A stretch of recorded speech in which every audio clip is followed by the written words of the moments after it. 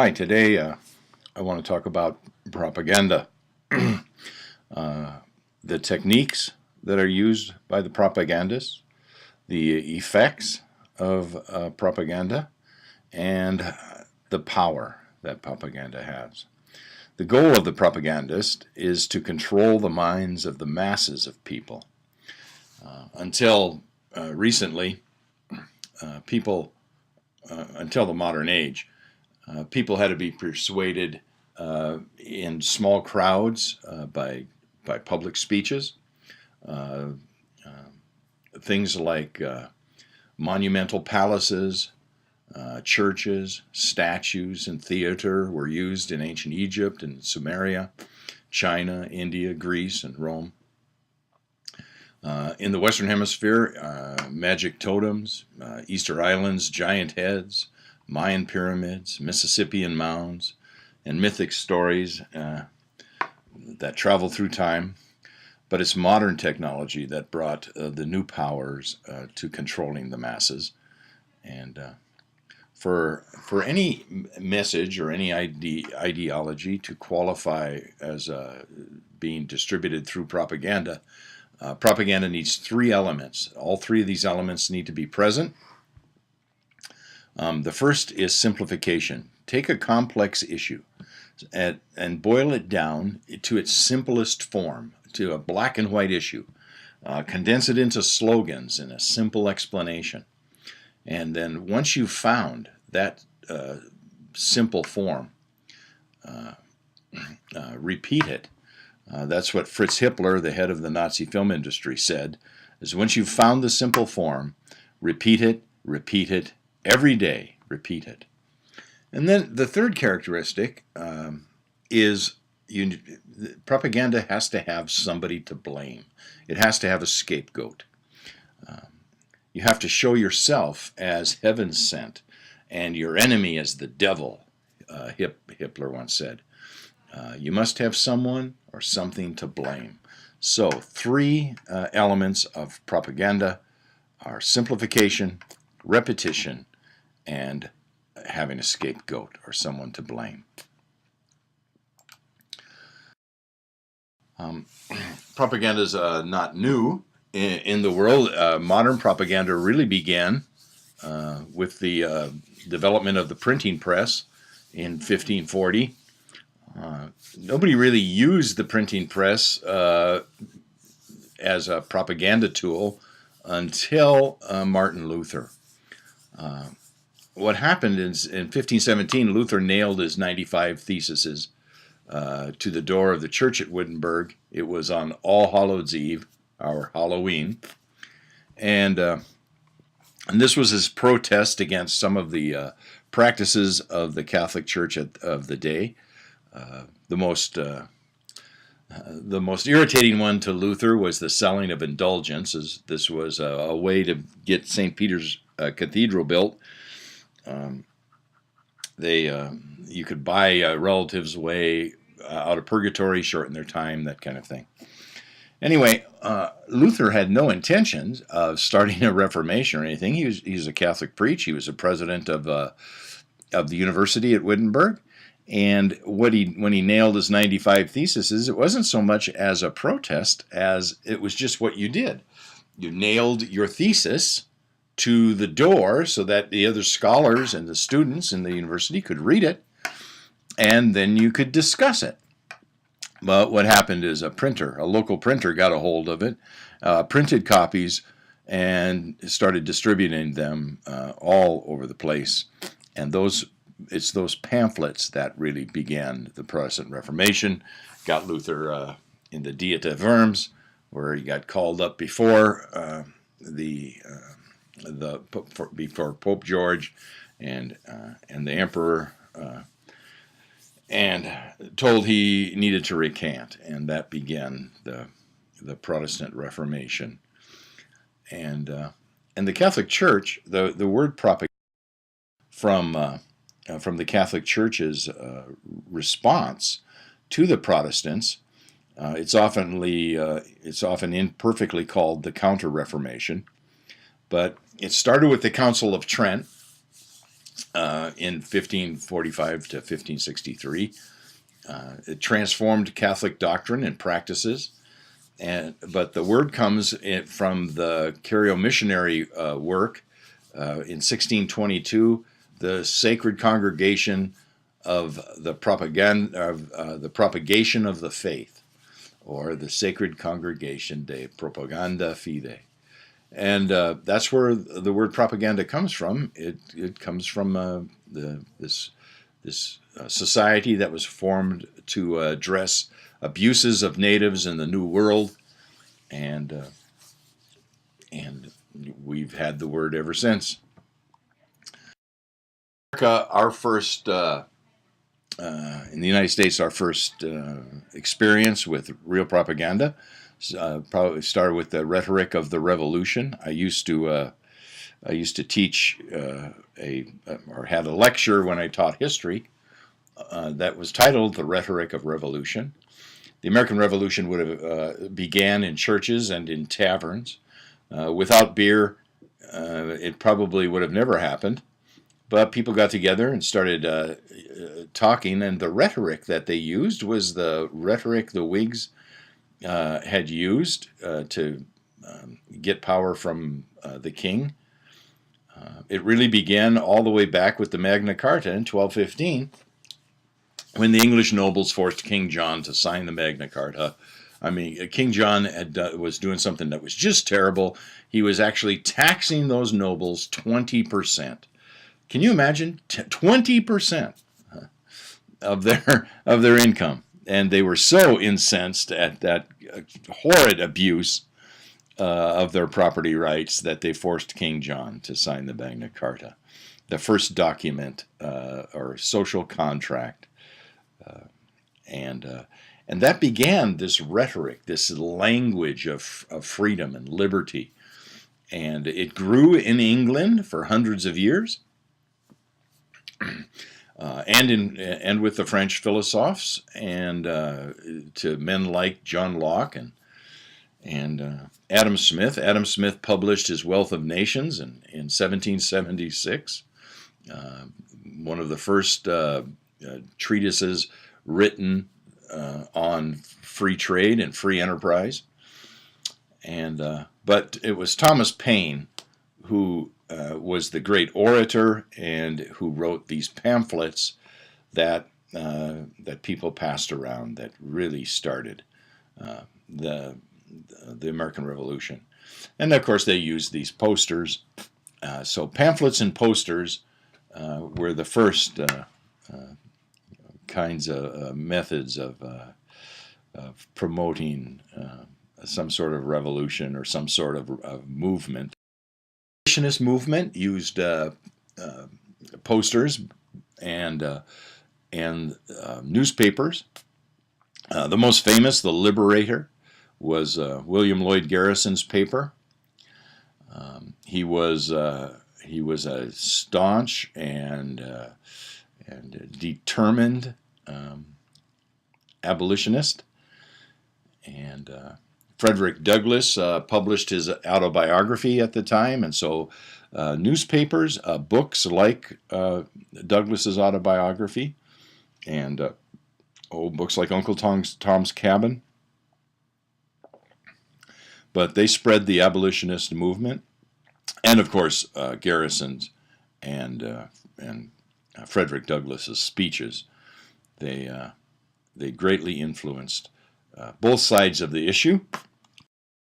At that time, it was the Republican Party, it was the radical faction of the Republican Party that were the abolitionists, while the Democratic Party, primarily dominated by Southern Democrats, supported slavery. They didn't like the abolitionist movement, and so they had posters like this one. It was not until the 1950s that the two parties began to kind of switch roles on the issue of civil rights for blacks. Strom Thurmond led the Southern Democrats to split the Democratic Party. His faction of the Democratic Party he called the Dixiecrats, But by the 1960s, it was the Democratic Party that became the party of that Africans Americans identified with, and so almost a complete turnaround. Of course, it was the World Wars that really brought propaganda to the forefront of culture. During World War I, the U.S. and Britain used propaganda extensively, primarily posters and pamphlets. The Germans were much more reluctant in World War I to use propaganda. They somehow thought it was just a little bit below them to use propaganda. Was often comic in nature. If they had a scapegoat, it was the Bolsheviks, the Russian Bolsheviks, more than anybody else. This poster says, "The choice storm sweeps through the country, Bavarian white-blue against Russian red." And this poster by the Bavarian People's Party. And so in World War I, it was, at least from the German perspective, the Russians were the great evil, and not just any Russian, but the Bolsheviks, or the founders of the communist revolution. It took propaganda to a whole new level. It brought the technique to the forefront of warfare. This was the first war to use film as a weapon to forge ideology and the means of controlling the masses. Both sides used propaganda. These posters are representative, but there were hundreds and hundreds of posters. Really the power of film, the hypnotic power of film, that brought an awesome power to the propagandists. Prior to World War II, people had to be persuaded individually through print, or swayed in limited-sized crowds by speeches, but film could speak to the masses while touching each heart in the masses individually. Film promoted passive listening rather than the critical analysis that's inherent in reading. The propagandists could strike directly at the heart of the individual, enabling control of their emotions and control of the masses. Germany began with documentary films showing German industry strength and military victories. Documentaries included speeches by Hitler and Nazi Party leaders, but the Nazis also created a different kind of propaganda film, much more insidious. The most famous is the hate film The Eternal Jew. This was directed by Fritz Hippler, who was Hitler's film or director of the entire German film industry. Hitler and his propaganda minister, Joseph Goebbels, they wanted the German people to be more anti-Semitic than they were. They thought, in Europe of that day, anti-Semitism wasn't anything new. The French were probably more anti-Semitic, and this didn't please Hitler or Goebbels. They intended to create a mass movement of the hatred of the Jew. The following film clip is a short sample of some of the content of this 65-plus minute film, which was shown repeatedly in German movie theaters and throughout their conquered territories.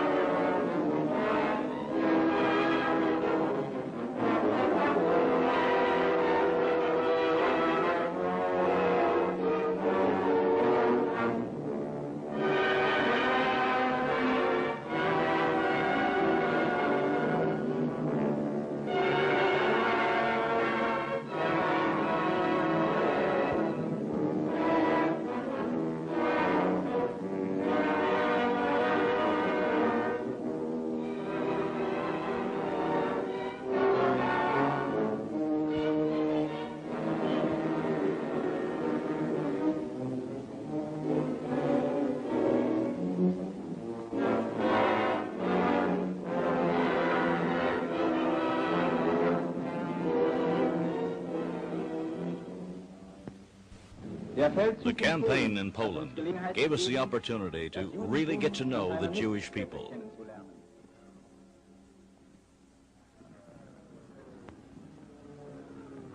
Nearly 4 million Jews live here in Poland, but they won't be found among the rural population, nor have they suffered from the chaos of war as has the native Pole. They set it out indifferently in the gloomy streets of the Polish ghetto. Yet within an hour after the German occupation, they were back in business.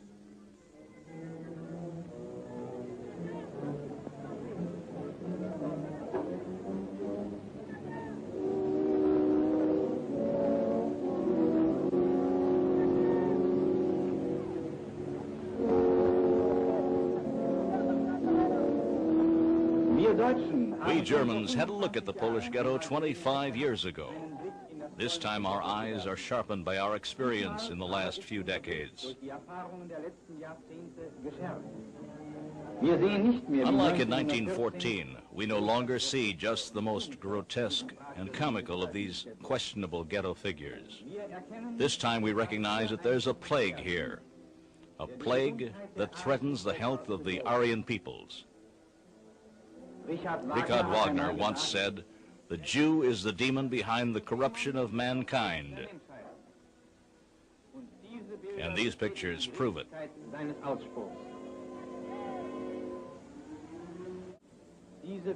These physiognomies immediately refute the liberal theories about the equality of all who bear a human countenance.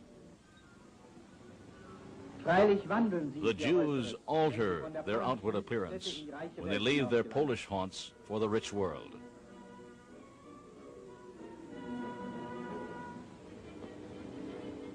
The hair, beard, skullcap, and caftan make the Eastern Jew recognizable to everyone. Should he remove them, only sharp-eyed people can spot his racial origins. An essential trait of the Jew is that he always tries to hide his origin when among non-Jews.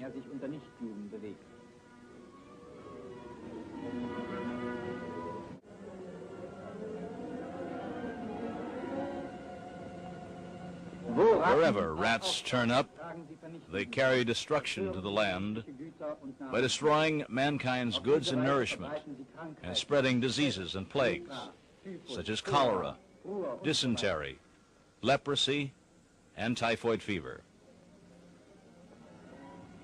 They are cunning, cowardly, and cruel, and usually appear in massive hordes.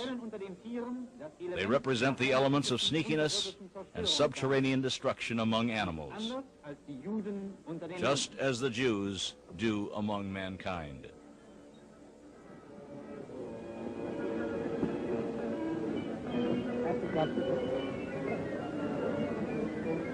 The parasite nation of Judah is responsible for a large part of international crime. The eternal law of nature, keeping one's race pure, is the legacy which the National Socialist Movement leaves to the German nation forever. In this spirit, the unified German people march on into the future.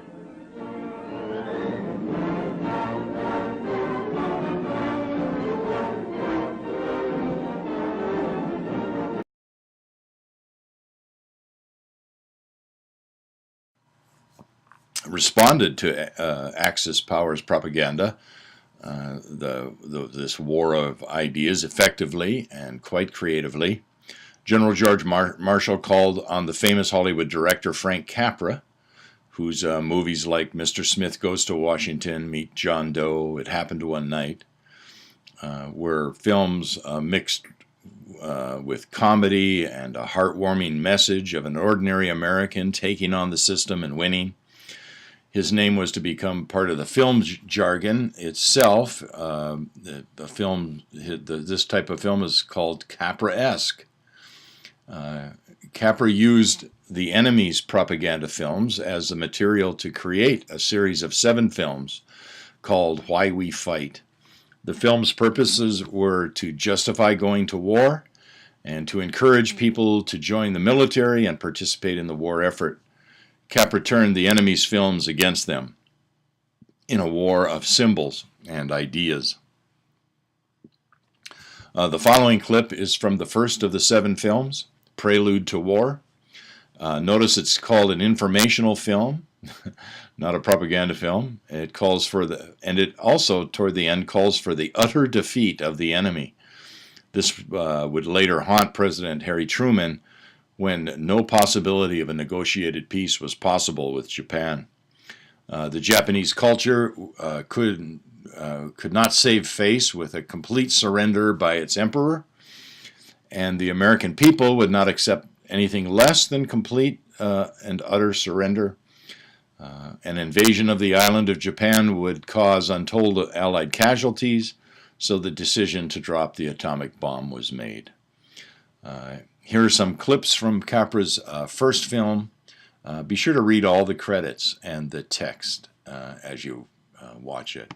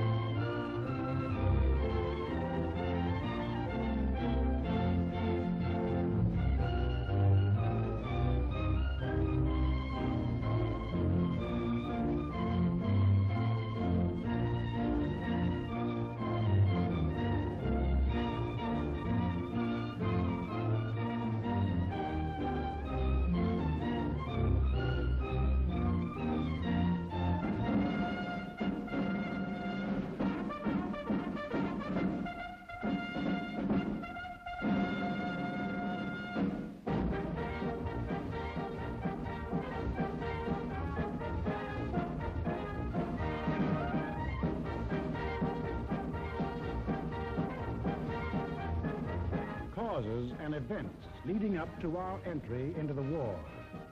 Well, what are the causes?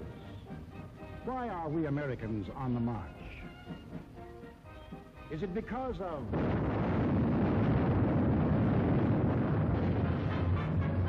Pearl Harbor?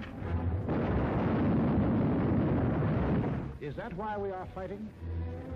Or is it because of Britain?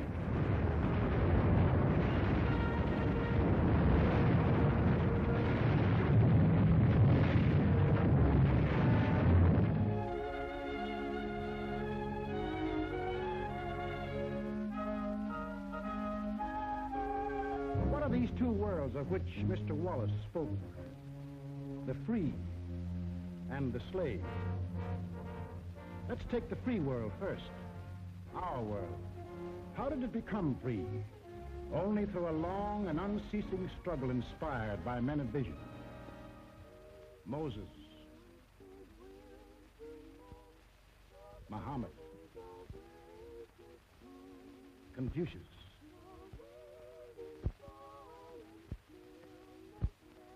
Christ.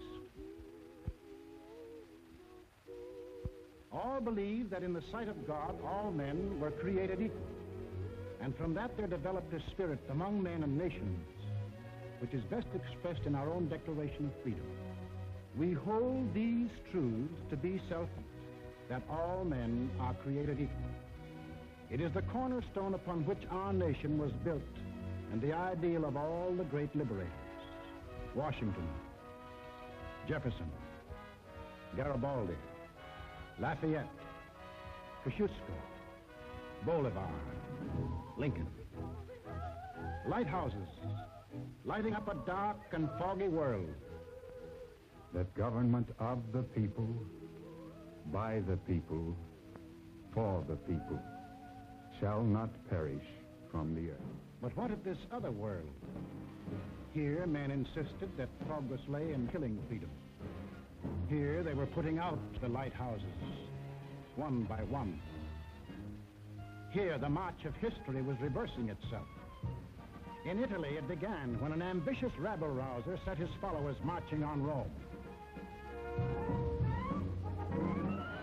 In Germany, they called the new order National Socialism, or Nazism. In Italy, they had a shorter word, fascism. In Japan, they had lots of names for it. The new era of enlightenment, the new order in Asia, the co-prosperity sphere. But no matter how you slice it, it was just plain old-fashioned militaristic imperialism. The Japs would get the prosperity, and the others would get the coal. They say trouble always comes in threes. Take a good close look at this trio. Remember these faces. Remember them well.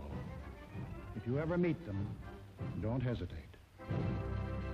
Eine wahrhaftige Weltanschauungspartei sein. Und zweitens, Sie wollten, Herr... Stop thinking and follow me, cried Hitler.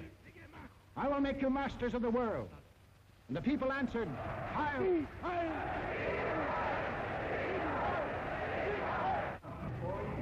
Stop thinking and believe in me, bellowed Mussolini, and I will restore the glory that was Rome. And the people answered, Duce, Duce. Stop thinking and follow your God Emperor, cried the Japanese warlords, and Japan will rule the world. And the people answered, Banzai, Banzai.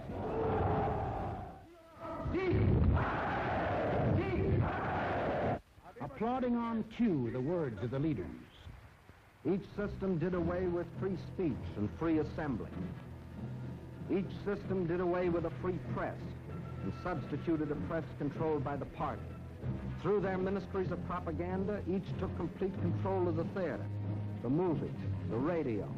Every cultural activity and every channel of information was controlled by the most important members of the party. Each did away with free courts and trial by jury, and substituted courts and judges run by the party.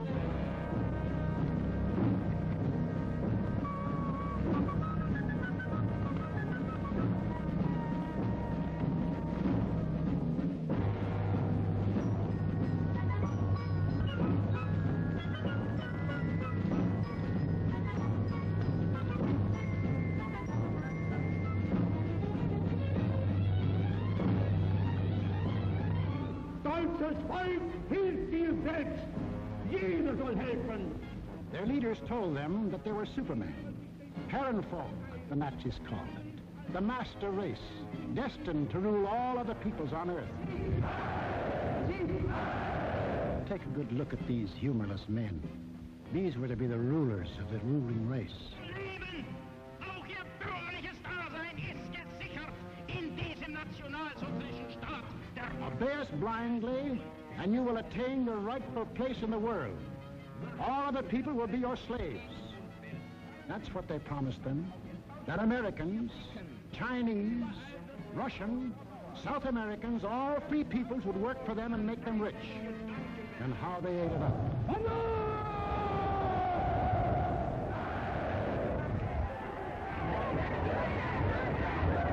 We shall restore the glory that was Rome. Today we rule Germany. Tomorrow the world.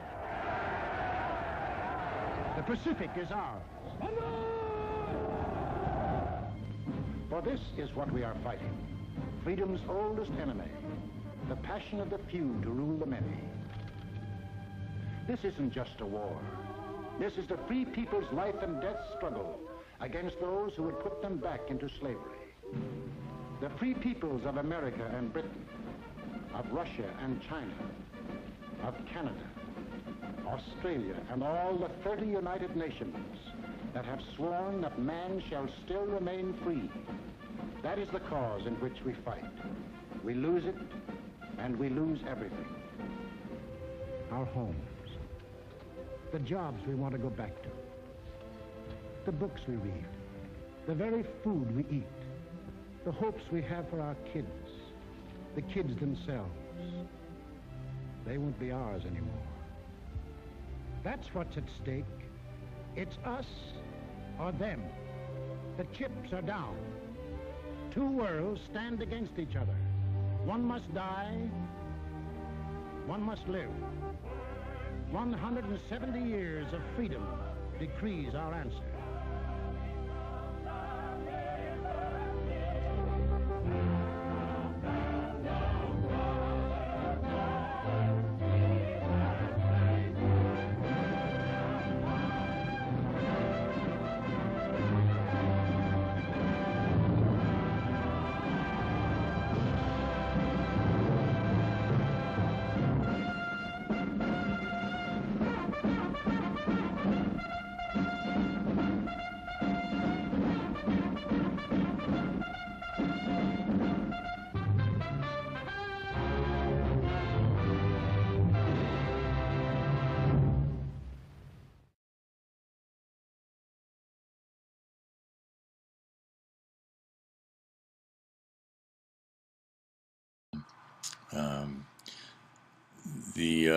The American citizens today now constitute one of the most propagandized people in the history of the world, with things like Smokey the Bear and Just Say No to Drugs, Smelly Pukey, Tea-Staining Habit, Give a Hoot, Don't Pollute, This Is Your Brain on Drugs, Take a Bite Out of Crime.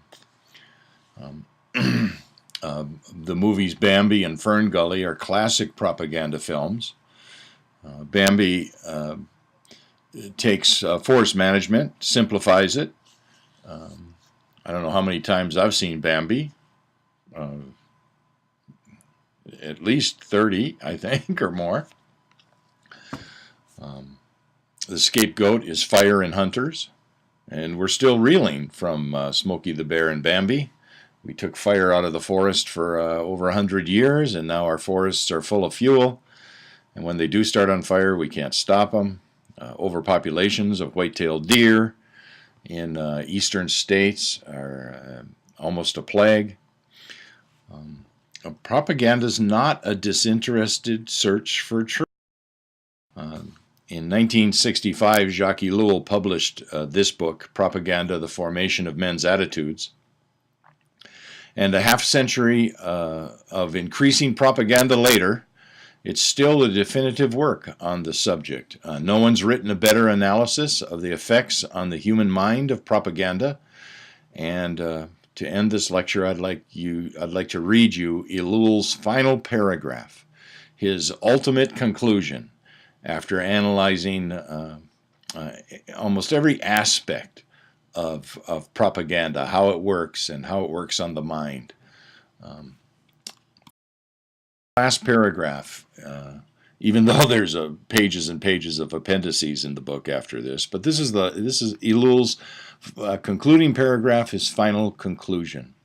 The only truly serious attitude, serious because the danger of man's destruction by propaganda is serious. Serious because no other attitude is truly responsible and serious. The only serious attitude you can have about propaganda is to show people the extreme effectiveness of the weapon used against them, to rouse them to defend themselves by making them aware of their frailty and their vulnerability, instead of soothing them with the worst illusion, that of a security that neither man's nature nor the techniques of propaganda permit him to possess. It's merely convenient to realize that the side of freedom and truth for man has not yet lost, but that it may well lose, and that in this game, what game? The game of freedom, the game of knowing the truth. In this game, propaganda is undoubtedly the most formidable power, acting in only one direction, toward the destruction of truth and freedom. And this last phrase is the most powerful, no matter what the good intentions or the goodwill may be of those who manipulate it. ELLUL's conclusion is it doesn't matter whether you're trying to put 10 million people in ovens or you're trying to convince people to say no to drugs. The result is the same. Propaganda, whether you have good intentions or evil intentions, is the greatest force toward the destruction of truth and freedom. And we, in America today, are the most propagandized people ever to exist on the planet. We've been subjected to more propaganda through the media than any other people have ever been subjected to. We have our own scapegoats. The anti-smoking campaign is probably the most effective propaganda campaign ever implemented. And Hitler said it's easier to convince people of a big lie than a little lie. And in the anti-smoking campaign, they've actually convinced us that secondhand smoke is just as bad for you as sucking on a cigarette, which is really logically kind of silly. And then we have a scapegoat. There's only two things you can do to a scapegoat: exile them or kill them.